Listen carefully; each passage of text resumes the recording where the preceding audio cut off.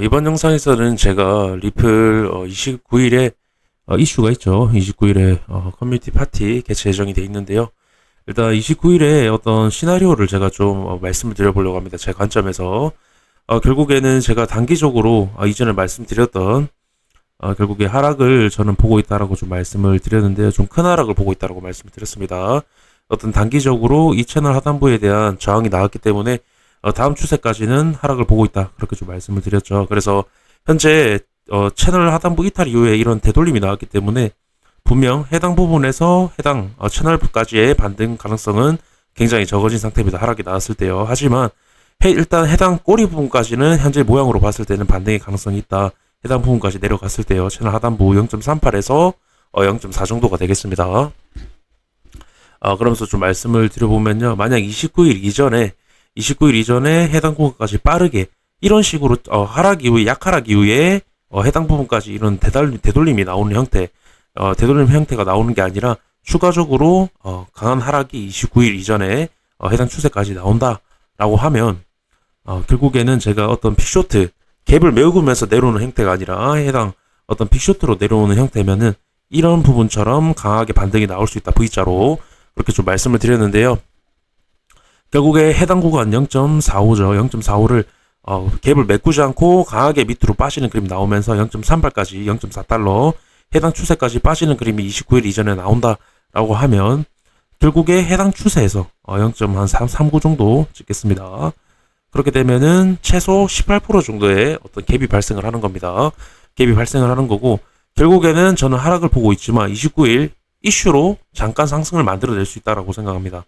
충분히 그 이유는 제가 어떤 채널에 대한 부분이나 상승수렴에 대한 부분이나 어떤 추세에 대한 이탈이 나왔을 때 해당 추세를 메꾸는 경우는 비트의 급등으로 같이 메꾸는 경우도 있지만 리플 단독적인 이슈로 강하게 메꾼 이후에 하락을 만들어내는 경우가 많다. 이렇게 좀 말씀을 드리는데요. 제가 결국에 이 큰 상승이 나왔을 때 갭을 메꿨다라고 그때 여기 있던 헤드앤숄더에 대한 갭을 제가 메꿨다라고 말씀드리면서 결국에는 큰 하락이 나올 거다. 그렇게 좀 말씀을 드렸던 부분인데요. 결국에 어떤 갭이 있었을 때는 이런 식으로 호재를 띄어서 급등을 만든 이후에 메꾸고 하락하는 경우가 많습니다. 그래서 저는 결국에는 해당 구간에서 반등도 보고 있지만 반등의 가능성도 보고 있지만 결국에 반등 이후에 하락에 대한 부분도 말씀을 매번 드리죠.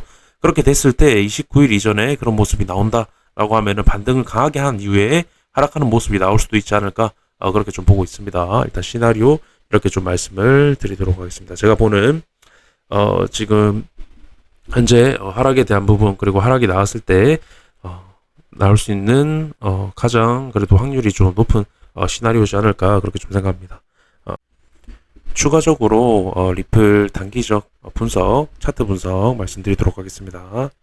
일단 리플이 현재 횡보하는 그림을 보여주고 있는데요. 크게 변동성이 있는 장세는 아닙니다.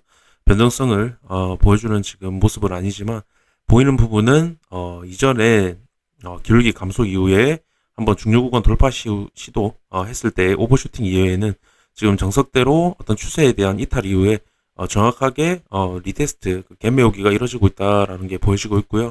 현재도 추세 제가 오전에 이탈 나왔던 추세에 대해서 여전 리테스트 과정, 갭 메우기 과정을 보여주고 있다라는 겁니다. 그래서 제가 결국에 이러한 어떤 리테스트나 갭 메우기 과정은 더 큰 하락을 하기 위한 움직임이다라고 말씀드렸죠. 그 이유는 그 이탈이 됐던 추세에 대한 저항을 확인하는 과정입니다. 다르게 말씀드려서는요. 그렇다는 건 저항을 확인했다라는 건 다음 추세까지 빠진다라는 거겠죠. 그렇게 좀 말씀을 드리고 싶고 다음 추세까지 매도세가 나온다라고 말씀을 드릴 수가 있겠습니다. 그래서 지금 정석대로 기울기가 감소되는 형태에서 정석적인 모습을 보여주고 있다라는 겁니다. 그렇다는 건 정석적인 모습을 보여주고 있다라는 건 결국에 하락을 하기 위한 움직임이다라고 말씀을 드리고 싶고요. 그렇게 됐을 때는 추가적인 하락이 나올 수 있다. 그래서 현재 일요일 주말이라서 그렇게 크게 변동성 있는 장세는 보여주지 않고 있는데요. 일단 이제 내일이 주봉 마감일이죠. 내일 9시가 09시가 주봉 마감일인데요. 일단 지금 보시면은 기울기가 감소되는 형태이기 때문에 다음 주 주봉이 음봉으로 마감이 될 가능성이 현재로서는 좀 높아 보입니다. 그래서 그 이유에 대해서 좀 말씀을 드려보면은 일단 기울기가 감소가 되고 있기 때문에 결국에 지금 리테스트 과정이 지금 이전에 이탈이 나왔던 구간에 대한 리테스트 과정 지금 그 상황으로 움직임이 나오고 있기 때문에 결국에 해당 구간 리테스트 완료됐을 때는 강하게 하락으로 이어질 수 있다. 결국에 하락 추세로 전환이 될 수 있다라고 좀 말씀을 드리고 싶고요. 그 움직임이 결국에 다음 주나 아니면 빠르면 오늘 새벽에 새벽 정도라도 나올 수 있고요.